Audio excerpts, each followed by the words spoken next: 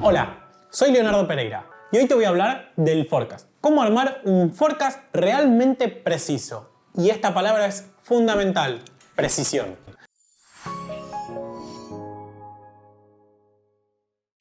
Cuando armamos un forecast de cobranza, primero tenemos que saber cuál es la proyección que vamos a hacer.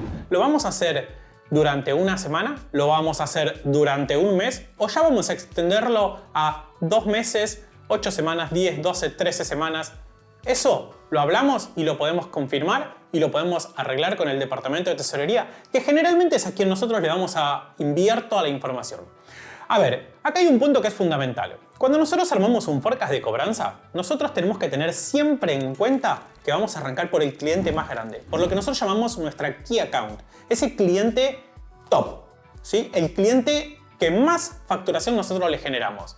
¿Y por qué tenemos que arrancar por él? Porque él es quien nos va a mover a nosotros la caja. Si nosotros arrancamos con este cliente, lo primero que necesitamos saber es si ese cliente tiene un calendario de pago.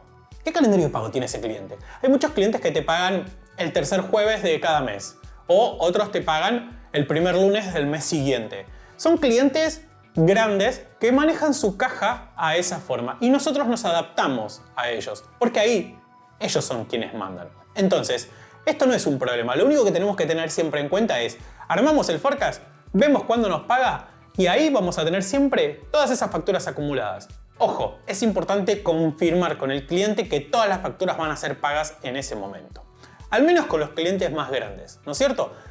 Empezamos a mirar para abajo y ya tenemos clientes que son medianos a chicos. Acá tenemos que ver en todos la fecha de vencimiento de la factura, si tienen o no tienen algún calendario de pago. Puede que no tengan calendario de pago. Generalmente las empresas pequeñas y medianas no tienen calendarios de pago y van pagando o todos los viernes o conforme van consiguiendo su flujo de caja. Otro punto muy importante que tenemos que tener en cuenta al momento de armar el forecast es cómo el cliente nos va a pagar. ¿El cliente nos va a pagar o nos paga usualmente con una transferencia? Porque si es así, los fondos se nos acreditan de manera inmediata. Ahora bien, ¿qué pasa si el cliente nos está pagando a nosotros con cheques de tercero o cheques de pago diferido? Si son cheques de pago diferido, nosotros tenemos que saber para cuándo van a ser esos cheques para poder proyectar después y poner en el forecast la fecha de acreditación de todos esos cheques diferidos.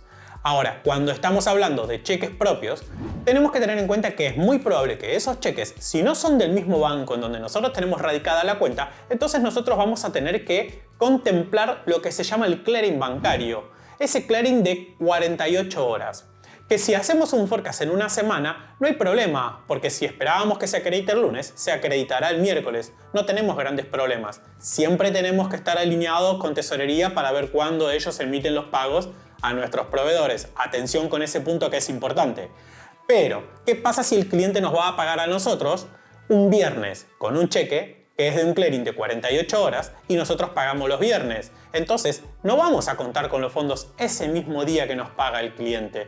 Vamos a contar con los fondos el martes de la semana siguiente, lo cual es 2 días más tarde, y ya tenemos que informar a tesorería que el viernes no vamos a contar con los fondos. Vamos a contar con el cheque, que no es lo mismo. Los fondos en nuestra cuenta corriente van a estar 2 días más tarde. Estos son solamente 2 o 3 tips que yo les tiro ahora y yo les quiero compartir para que ustedes puedan armar un forecast de cobranza altamente preciso. Esa es la palabra. Recuerden siempre, precisión. Forecast igual precisión. De todas formas, este y muchos otros consejos los vas a tener siempre en leonardopereira.com y en todas nuestras redes sociales. Cualquier consulta, siempre estamos para ayudarte.